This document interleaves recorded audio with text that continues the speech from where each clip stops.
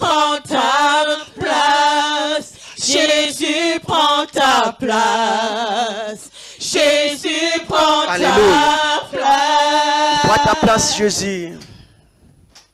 Que tous les autres noms disparaissent. Ce soir, Alléluia. Ce soir, je proclame, je déclare que tous les autres noms disparaissent. Alléluia, les soucis. Jusqu'à ce qu'il n'y ait que toi. Que tous les autres noms disparaissent.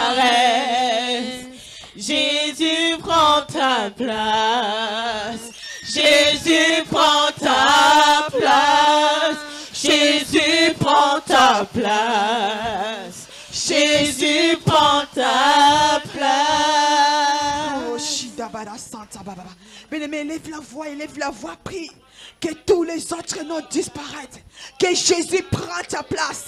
Ce soir, prends ta place. Prends ta place dans ma vie.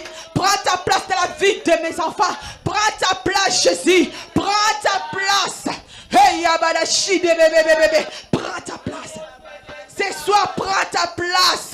Oh, Jésus. Prends ta place. Prends ta place. Prends ta place, Jésus. Prends ta place. Oh Jésus, prends ta place. Prends ta place. Prends ta place ce soir. Prends ta place, Jésus. Prends ta place, Jésus. Prends ta place, Jésus. Prends ta place. Là où Satan a régné. Oh Jésus, je proclame. Prends ta place. Prends ta place. Alléluia. Prends ta place. Et je déclare. Et je proclame. Prends ta place. Au nom de Jésus. Prends ta place. Oh, prends ta place, Jésus. Que tous les autres noms disparaissent. Oh Jésus, prends ta place. Oh Jésus, prends ta place. Prends ta place, Jésus. Prends ta place. Koyabara shinde bébé. Oh yabara shinda bala santie kiyaba baba. Koyabara shinde bébé. Hey yababa baba. Koyabara shinde bébé. Prends ta place. Prends ta place. Prends ta place. Koyabara shinda baba. Alléluia, Jésus, prends ta place. Prends ta place, Seigneur. Oh Jésus, je dis encore merci, Seigneur. Alléluia. Je dis encore merci, mon roi. Je dis encore merci. Oh, tu es tellement bon, Jésus. Tu es tellement merveilleux. Ce soir, je dis merci, Seigneur. Alléluia. Merci pour tout, Papa. Alléluia. À toi l'honneur, la puissance. Alléluia. Gloire à Dieu. Est-ce qu'on peut acclamer le Seigneur, notre Dieu? Amen. Est-ce qu'on peut répéter ensemble, Jésus, prends ma place? Est-ce que vous voulez vraiment donner à Jésus votre place? Laisse-moi vous dire la vérité. Si vous donnez à Jésus votre place, vous n'allez pas la regretter. Amen. Alléluia. Parce que Jésus fera de vous des champions. Amen. La Bible dit que en Christ Jésus, nous sommes plus que vainqueurs. Amen. J'aimerais vraiment donner ma place à Jésus. Alléluia. J'aimerais qu'on prie pour vraiment remettre la place à Jésus. Que Jésus puisse prendre notre place. Amen. Car nous croyons et nous avons foi. Si c'est Jésus qui nous dirige, et si c'est Jésus qui prend notre place, amen, et nous croyons qu'il va faire de nous des champions, plus que vainqueurs. Amen. Répète après moi, dis, je suis plus que vainqueur par Jésus qui m'a aimé, Jésus qui m'a choisi, il a fait de moi plus que vainqueur. Au nom de Jésus, bien-aimé, amen. S'il y a des vainqueurs sur la terre, amen, toi tu es au-dessus. Amen. Tu n'es pas seulement un vainqueur, mais tu es au-dessus, amen, de ceux qui gagnent. Alléluia. Je pense que hier, vous avez regardé vous avez regardé le foot et les Congolais ont perdu. Bon, que Dieu bénisse les Camerounais. On vous verra à Qatar. Rendez-vous au Qatar. Donc, les Camerounais d'autres pays ont gagné. Amen. Mais écoutez, il y avait des gagnants hier, n'est-ce pas? Mais toi, tu les dépasses. Amen. Toutes les personnes qui gagnent dans le monde, nous sommes au-dessus d'eux. On est plus que vainqueurs. Parce que Jésus nous a aimés. Et ce soir, nous allons apprendre quelque chose. Comment marcher par l'esprit. Et ne pas accomplir les œuvres de la chair. Vous savez que, je peux dire, Dieu vous a créé pour vaincre. Amen. Dieu ne vous a pas créé pour perdre. Personne sur la terre que Dieu l'a créé pour qu'il soit un échec. Ta vie n'est pas un échec. Et je dis la vérité, c'est dans tous les domaines. Amen. Non seulement dans les domaines spirituels, c'est aussi dans le domaine de mariage. Même dans la famille. Amen. Alléluia. Est-ce que quelqu'un peut saisir cette parole? Ton mariage ne sera pas un échec. Alléluia. Ta vie professionnelle ne sera pas un échec. Ta vie familiale ne sera pas un échec. Bien-aimé, tu es né dans une famille, peut-être que ta maman avait échoué, ton père aussi a échoué, tes frères, tes soeurs, mais toi, je parle de toi, ta vie n'est pas un échec. Tu peux réussir là où ton père a échoué. Tu peux réussir là où ta maman n'a pas réussi. Tu peux réussir là où tes sœurs échouent. Là où tes grands frères ou tes grandes sœurs échouent, toi tu peux réussir au nom de Jésus. Alléluia. Ta vie est différente. Ne compare pas ta vie avec tes amis.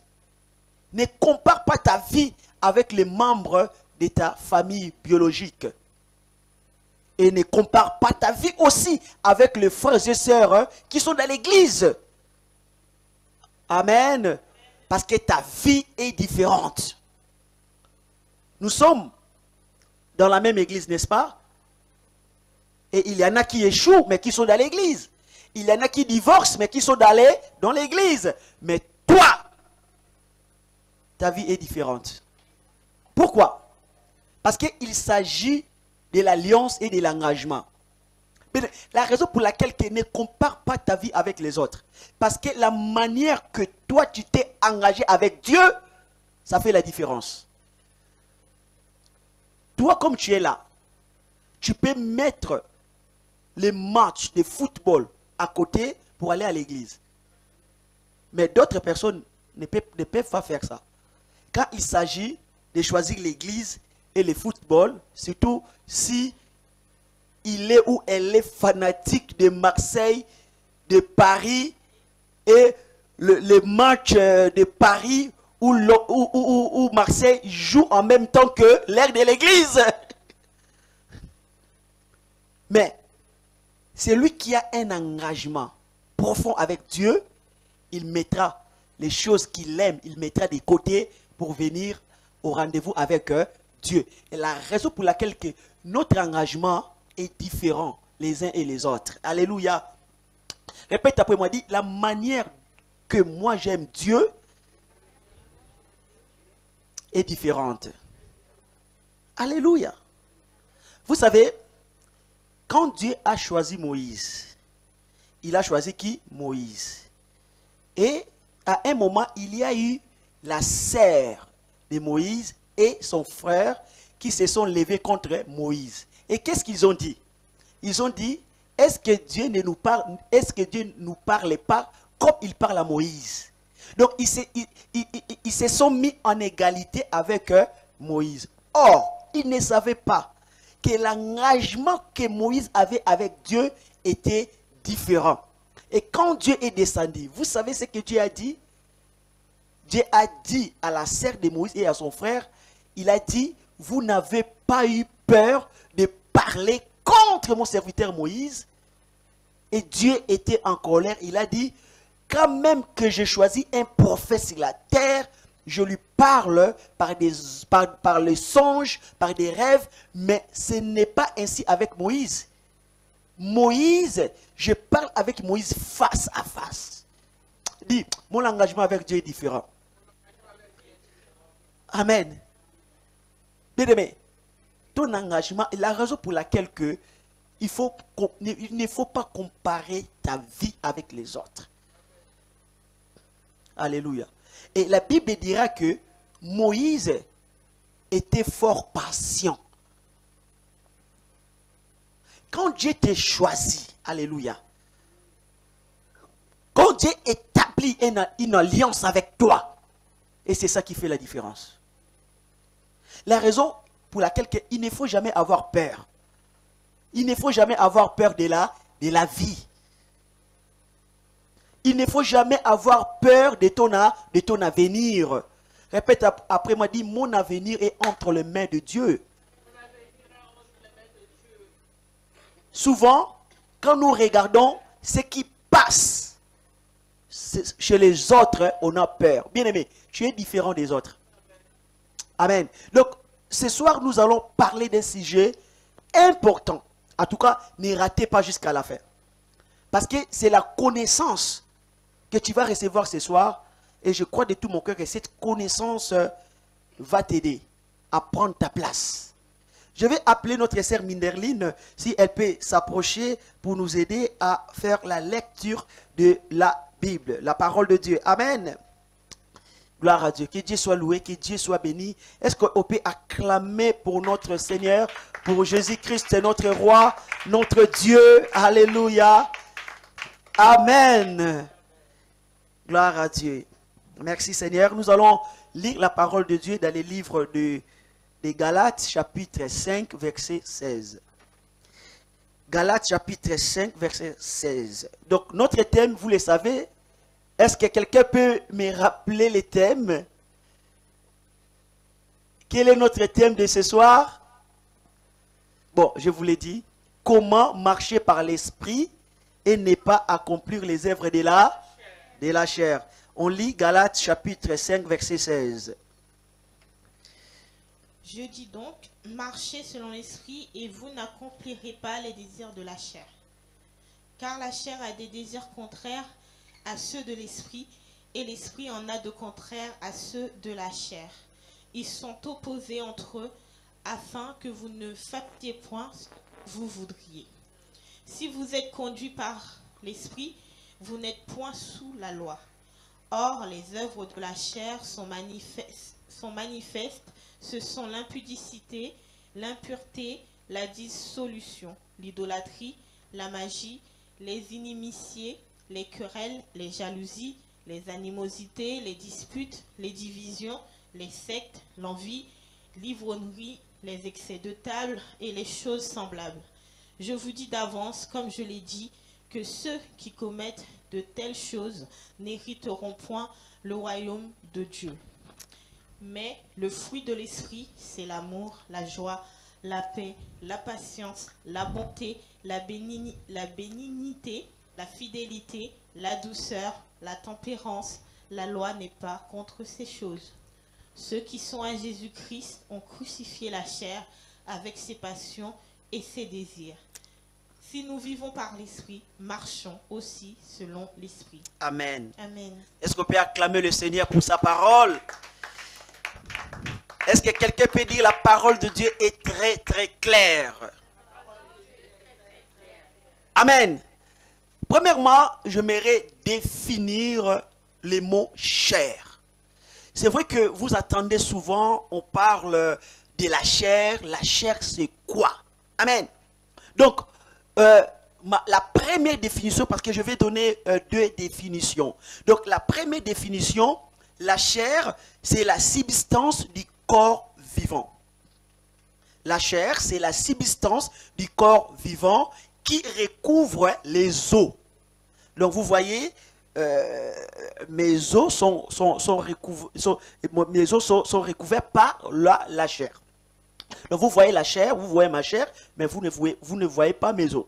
Donc, qui recouvre les os, qui est irrigué par le sang. Donc il y a le sang de la chair. Donc nous pouvons voir la chair chez l'homme ou aussi chez les animaux. Amen. Donc l'homme a la chair et les animaux ont aussi la chair. Bon, dans un autre sens, on définit la chair comme la nature humaine. Amen. On définit, donc la première sens, j'ai défini la chair comme la substance du corps vivant. Amen. Qui recouvre les os.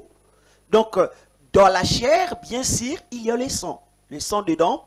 Donc, l'homme et l'animal a ce que j'appelle, l'homme et l'animal ont la chair. Et là, dans le deuxième sens, j'ai défini la chair comme la nature humaine.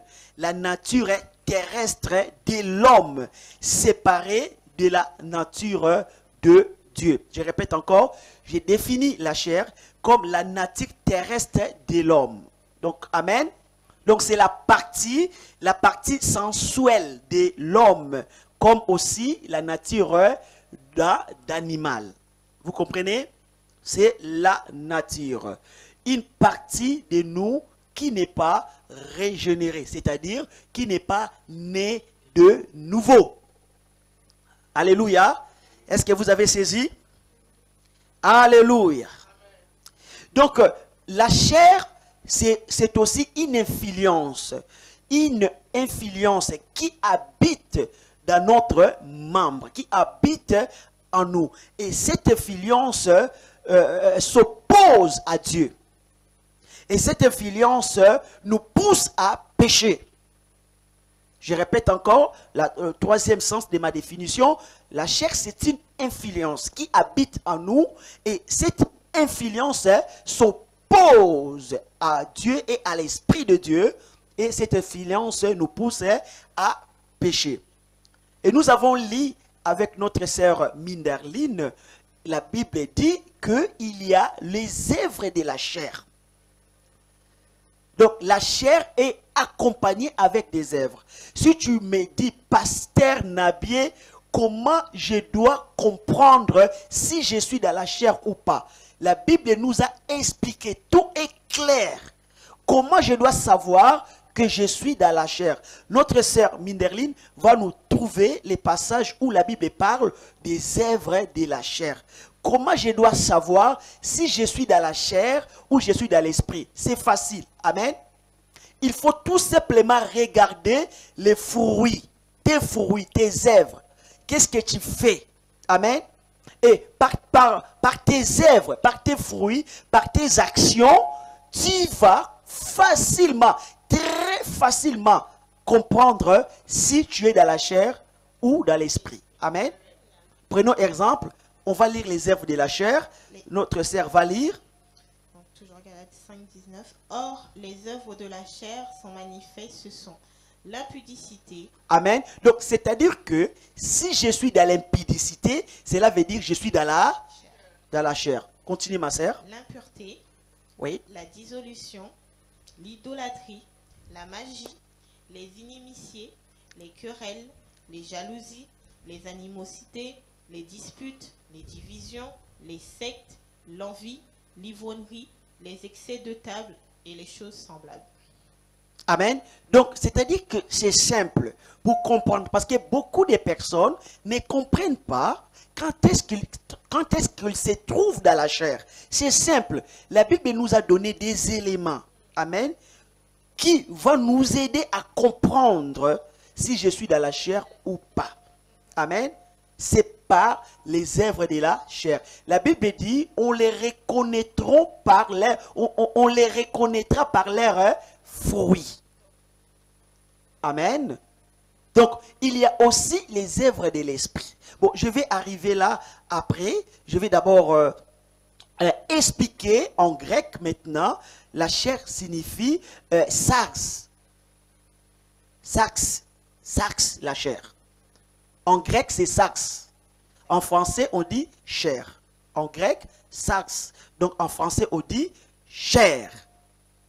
Amen.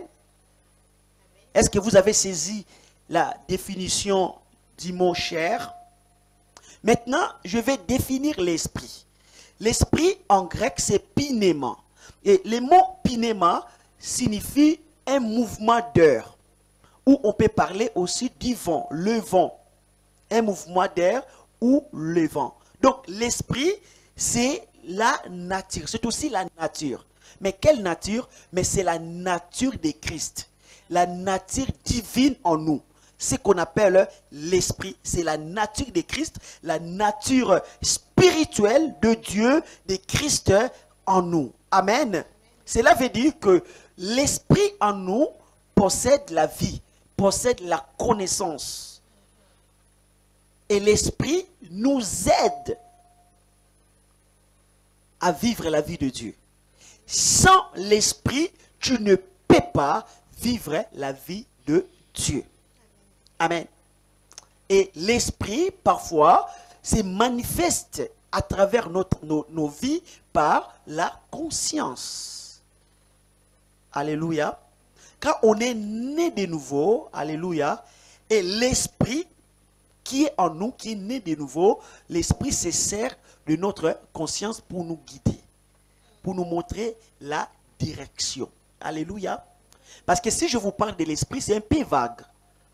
C'est un peu vague. Mais pour vraiment aller plus précisément, l'esprit, notre esprit né de nouveau, se manifeste par la conscience. Amen.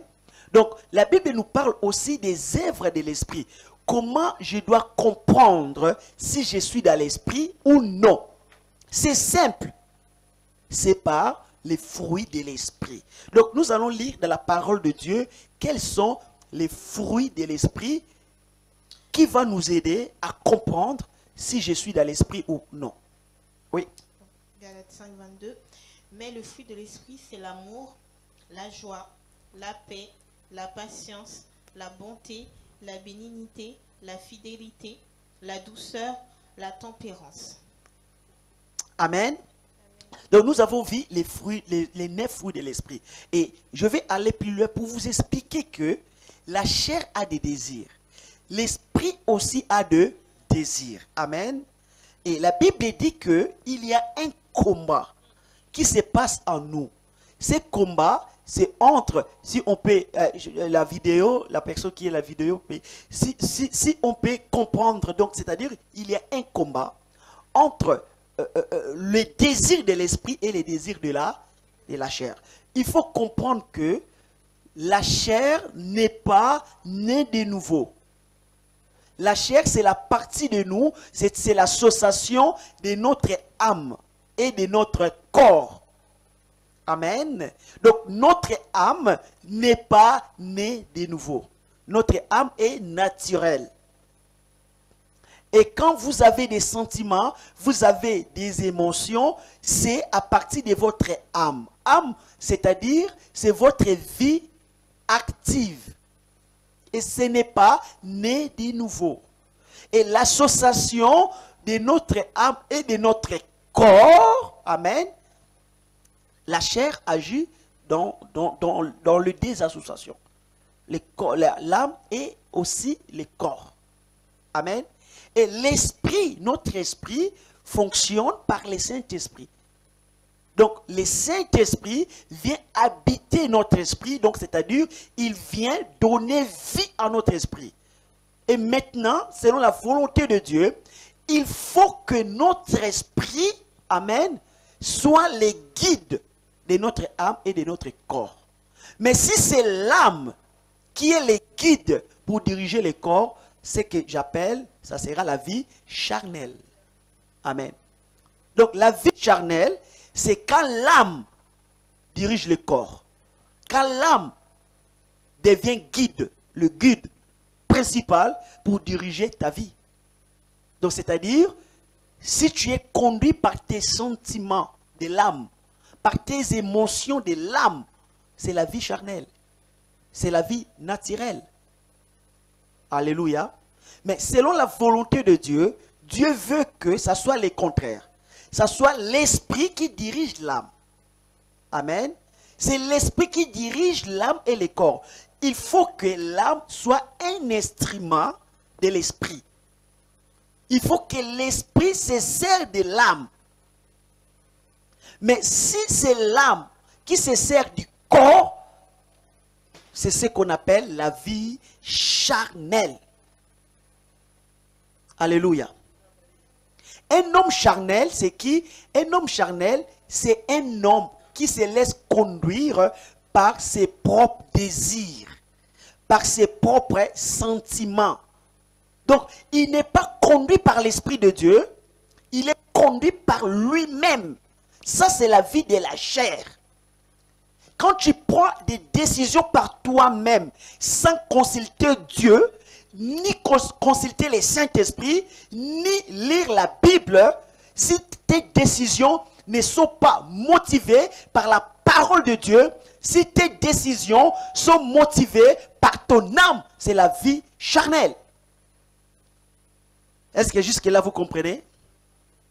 Dieu a créé l'homme pour que l'homme puisse vivre une vie de l'esprit.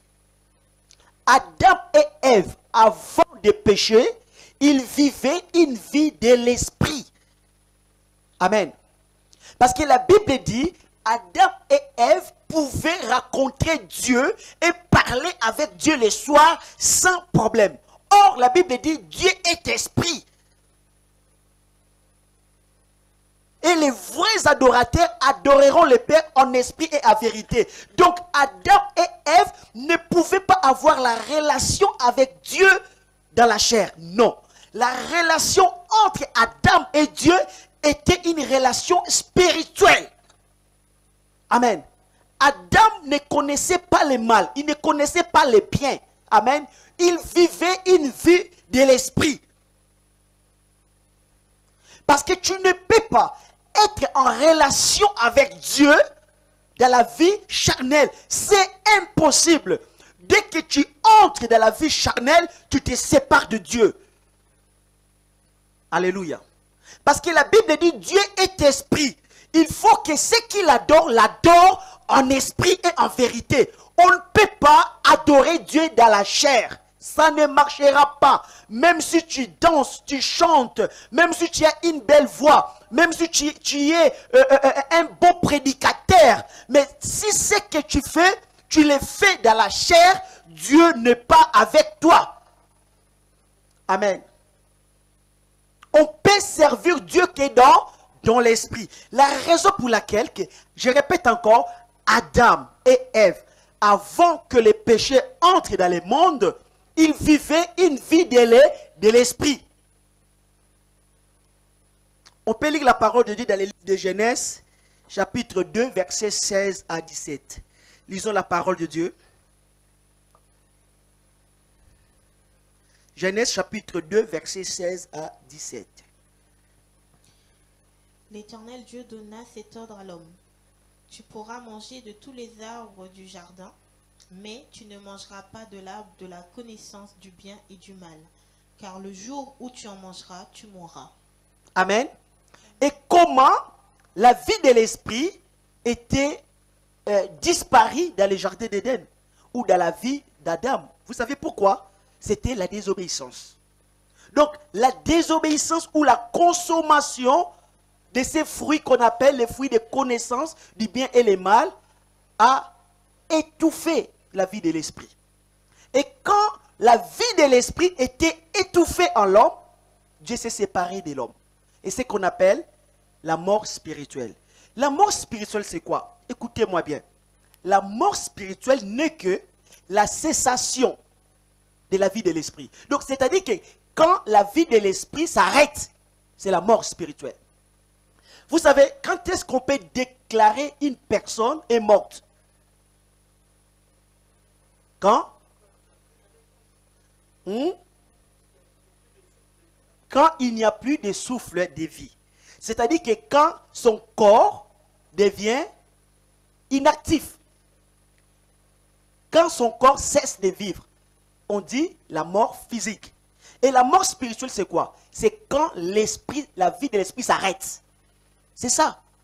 Ne cherchez pas à aller plus loin. Donc, c'est-à-dire que si vous n'avez pas la vie de l'esprit en vous, si ce n'est pas l'esprit qui vous dirige, vous êtes mort spirituellement. Et la Bible dit que les jours où tu mangeras, tu mourras. Donc, dans les jardins d'Éden, qu'est-ce que l'homme avait perdu? Dans les jardins d'Éden, l'homme avait perdu la vie de l'esprit. Parce que physiquement, l'homme continuait à vivre. L'homme n'était pas mort physiquement. Mais la mort que Dieu avait dit, c'était la mort de l'esprit. Et l'esprit est mort dès les premiers jours, tu te sépares. Même la première seconde, tu te sépares de Dieu, tu es mort. La première seconde, tu te sépares de Dieu, tu es mort. Et quand la vie de l'esprit est morte, dis-moi, quelle est la vie qui prend les relèves? C'est la vie de l'âme. Parce que dès que ton esprit arrête de diriger ta vie, et celle qui prend le contrôle, c'est l'âme. C'est ton âme. Or, Dieu a créé l'homme pour que l'esprit puisse le diriger. Est-ce que vous comprenez jusque-là? Donc, l'homme avait perdu la vie de l'esprit. Et quand l'homme perd la vie de l'esprit, l'homme entre dans la sécheresse spirituelle. La sécheresse spirituelle, c'est une période où l'esprit est éteint. Vous comprenez? Donc, quand ton esprit est éteint, tu entres dans la sécheresse spirituelle. La raison pour laquelle il y a des moments où tu dis, je prie, je ne sens rien, parce que l'esprit est mort. Vous comprenez? Pasteur, je n'arrive plus à parler en langue, parce que l'esprit est éteint. Pasteur, en tout cas, j'ai fait des efforts pour entrer dans l'adoration, mais je n'arrive pas, parce que l'esprit est éteint. La sécheresse spirituelle. Et quand la sécheresse spirituelle s'installe dans la vie d'un enfant de Dieu, c'est qu'il y a quelque part, il y a la désobéissance. Parce que la sécheresse ne vient pas sans qu'il n'y a rien. Si la sécheresse vient dans ta vie, il y a la désobéissance. Nous voyons ici que Adam et Ève sont entrés dans la sécheresse spirituelle, c'est-à-dire une vie sans Dieu, sans l'Esprit de Dieu, c'est à cause de la désobéissance. Est-ce que vous me comprenez jusque-là? Et quand la sécheresse entre dans ta vie, ça ouvre directement la porte aux autres péchés, la chair et les diables. Donc, c'est-à-dire que tu vas commencer à pécher sans retenue. Et même ta conscience devient desséchée. Parce que la conscience, quand on est rempli du Saint-Esprit, quand tu fais le mal, le Saint-Esprit parle dans ta conscience, ce que tu fais, c'est pas bien. Il te parle. Et parfois, on est sensible à écouter la conscience, parfois tu arrêtes. Mais quand tu entres dans la sécheresse spirituelle, dans la mort spirituelle, ta conscience devient desséchée. Donc, c'est-à-dire que ta conscience ne va plus t'aider parce que le Saint-Esprit n'est plus là. Vous comprenez? Je continue à avancer. Maintenant, quelle est la part de Dieu dans cette affaire? Quelle est la part de Dieu dans cette affaire et quelle est la part de l'homme? Qu'est-ce que je dois faire pour continuer la marche dans l'esprit, pour vivre dans l'esprit, pour continuer à marcher selon l'esprit? Qu'est-ce que moi je dois faire et qu'est-ce que Dieu fait pour nous aider à marcher dans l'esprit? Nous allons lire la parole de Dieu dans les livres de 1 Corinthiens chapitre 3 versets 5 à 6. 1 Corinthiens chapitre 3 versets 5 à 6. Nous allons lire la parole de Dieu. Peut-être que je n'arriverai pas à finir cet enseignement ce soir, mais je continuerai le vendredi prochain. Oui. Qu'est-ce donc qu'Apollos? Et qu'est-ce que Paul? Des serviteurs par le moyen desquels vous avez cru, selon que le Seigneur l'a donné à chacun. J'ai planté, Apollos a arrosé, mais Dieu a fait croître. Répétez après moi, dit, j'ai planté, Dieu planté, Apollos a arrosé, Apollos a arrosé, mais Dieu a fait croître. mais Dieu a fait croître. Bien aimé, la part de l'homme, c'est de planter et arroser.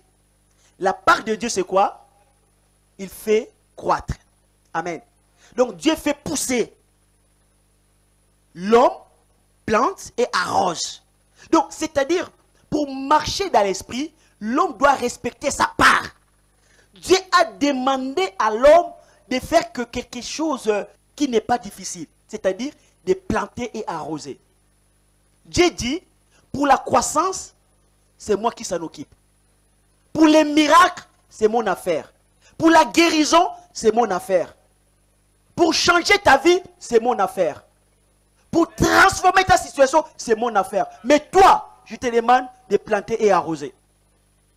Et si l'homme ne respecte pas sa part, si l'homme ne plante pas, n'arrose pas, il aura la sécheresse spirituelle. Bien aimé, prenez un exemple. Tu sèmes quelque chose et tu n'arroses pas, ça va arriver quoi? Ça va sécher. Ça va sécher. La plante va mourir.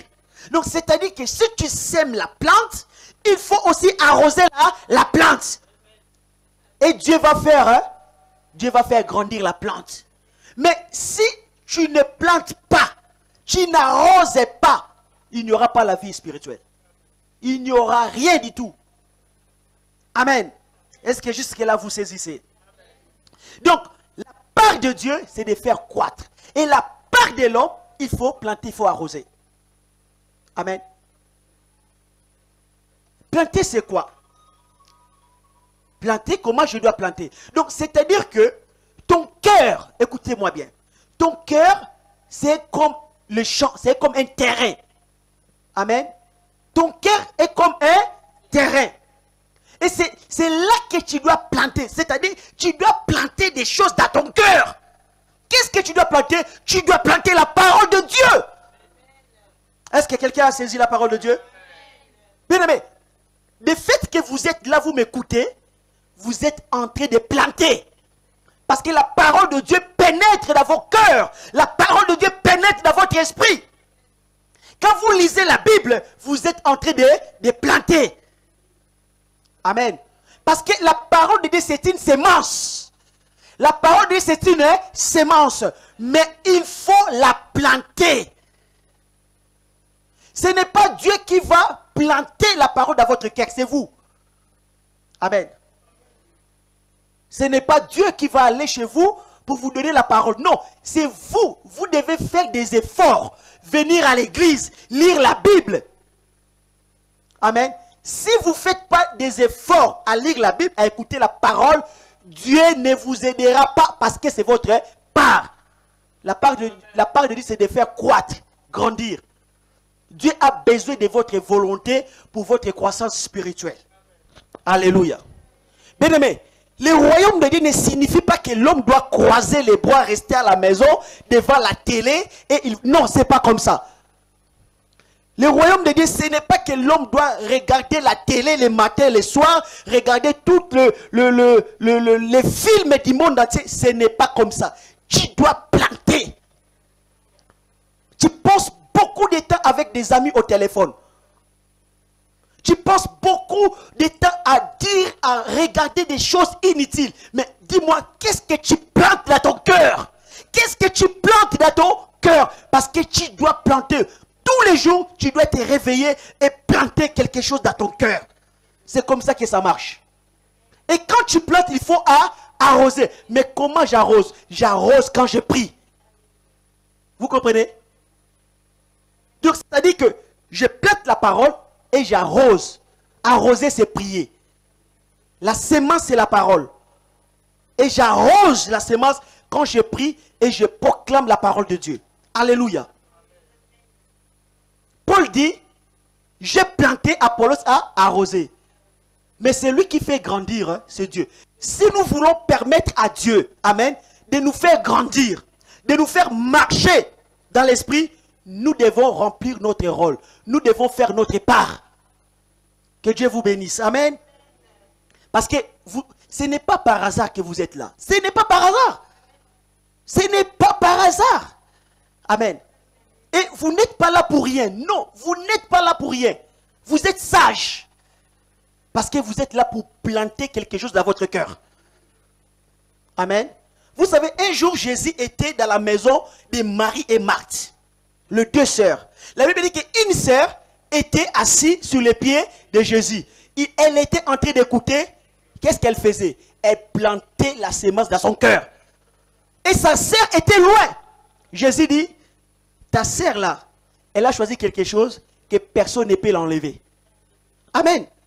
Bien aimé, plantez la parole de Jésus dans ton cœur. Donc, la part de Dieu, c'est de faire croître. Et notre part, c'est de planter et c'est aussi d'arroser selon la parole de Dieu. Amen. Parce que, écoutez-moi bien, si tu ne fais pas ton rôle, si tu ne fais pas ta part, tu vas sécher. Vous comprenez? Tu vas sécher. Amen. Il faut faire ta part. Souvent, nous combattons avec notre conscience séchée, desséchée, brûlée. Il n'y a rien de l'esprit. Est-ce que tu vas vaincre? Tu ne vas pas vaincre. Si tu ne combats pas dans l'esprit, tu ne vas pas vaincre. Alléluia. Il faut s'aimer dans ton cœur.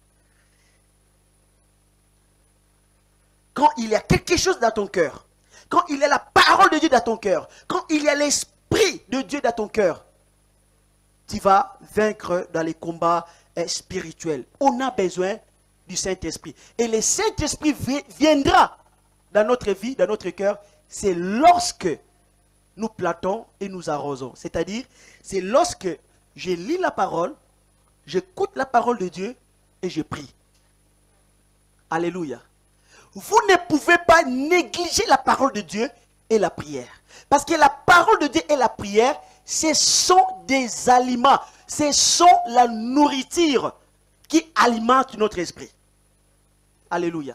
Le Saint-Esprit suit là où il y a la parole et la prière.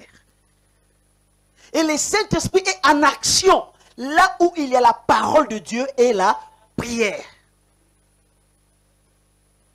Si tu me dis, mais pasteur, je n'arrive pas à marcher dans l'esprit. Moi, je te demanderai combien de temps tu passes pour planter dans ton cœur. Oh, pasteur, oh, je ne sais plus. Je dis, c'est impossible de marcher dans l'esprit si tu n'arrives pas à planter et à arroser. Alléluia.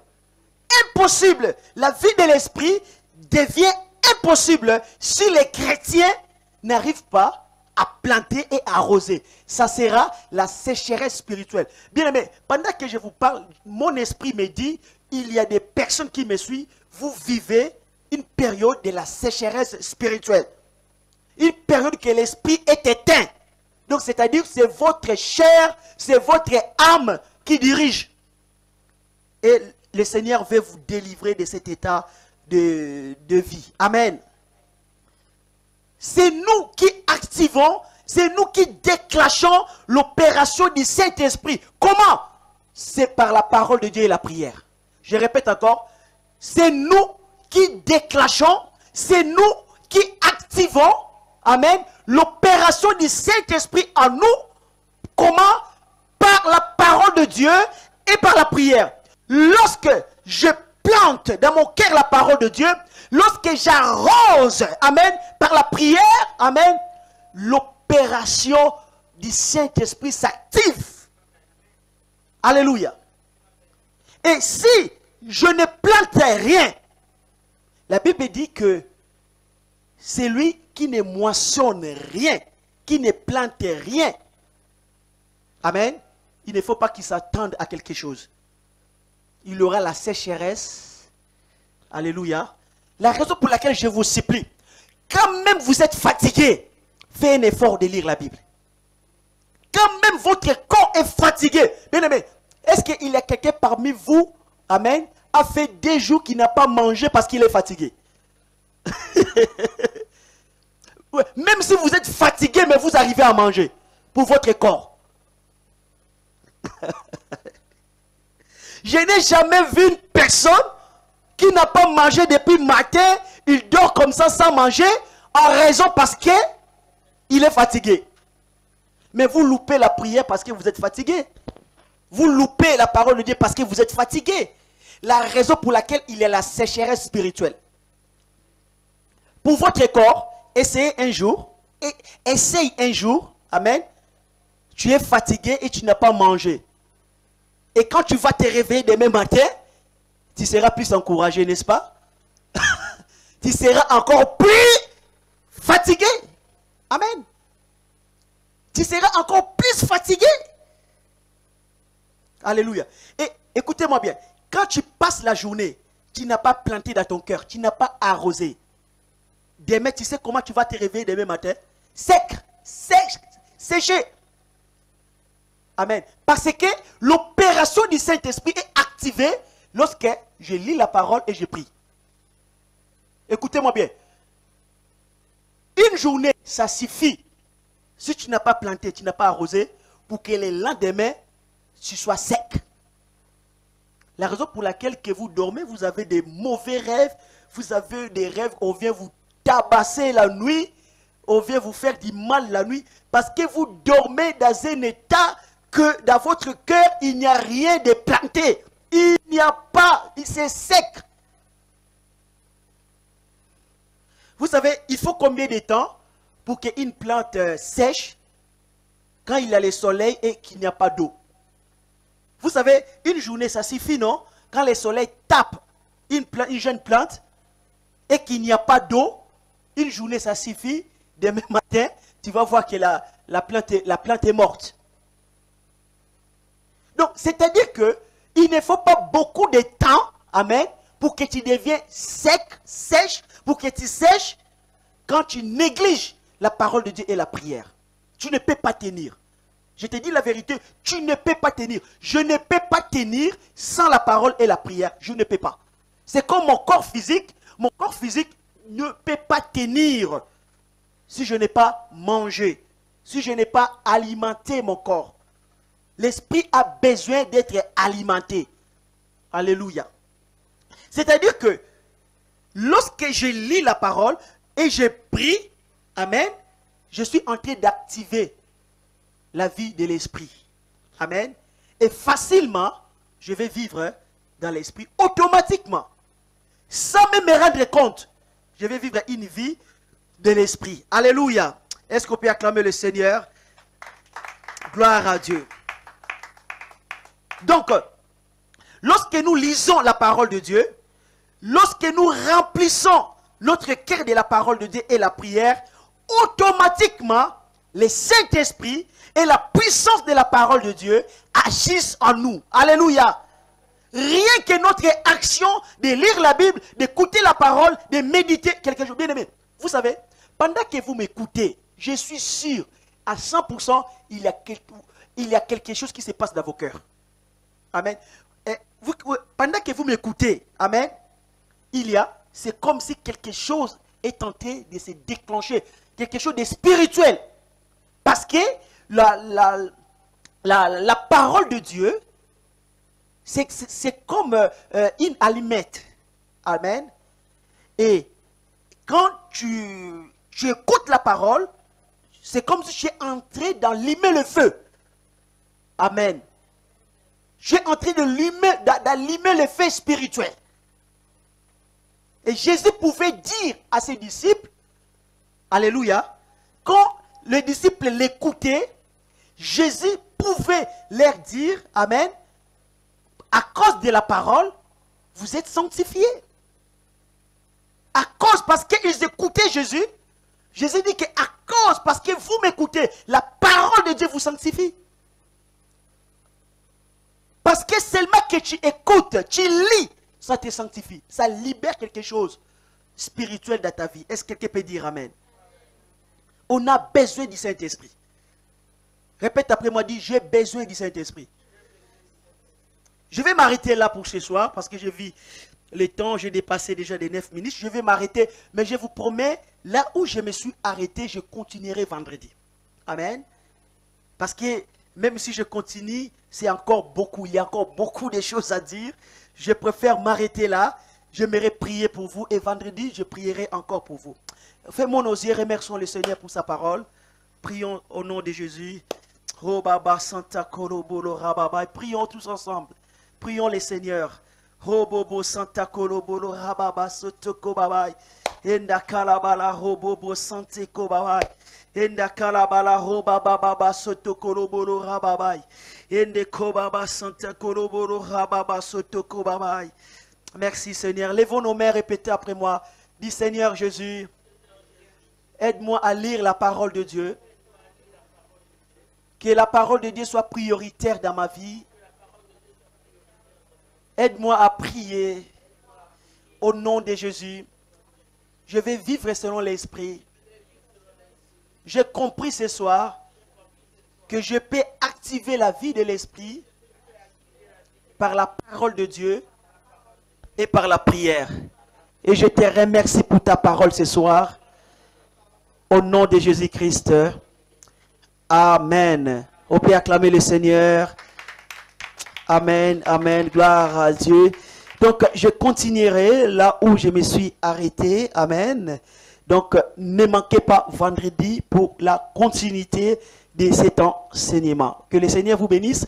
Donc, si vous désirez soutenir l'œuvre de Dieu, notre sœur Frédéric va vous proposer des enveloppes pour soutenir l'œuvre de Dieu par une offrande. Amen. Et ceux qui sont sur Zoom, sur Facebook et sur YouTube, vous pouvez aussi nous soutenir financièrement pour la gloire de Dieu. Amen. Gloire à Dieu. Donc, on se verra vendredi à 18h30 pour continuer cet enseignement, pour mieux comprendre comment marcher et vivre dans l'esprit. Amen. Dieu, amen, il veut notre victoire. Amen. Tu as été créé pour vaincre. Amen. Pour marcher avec Dieu, pour marcher dans la victoire. Alléluia. Seigneur, je bénis cette offrande, bénis toutes les personnes qui ont contribué, bénis-les au nom de Jésus-Christ. Amen. Que le Seigneur vous bénisse à vendredi. Amen. Gloire à Dieu.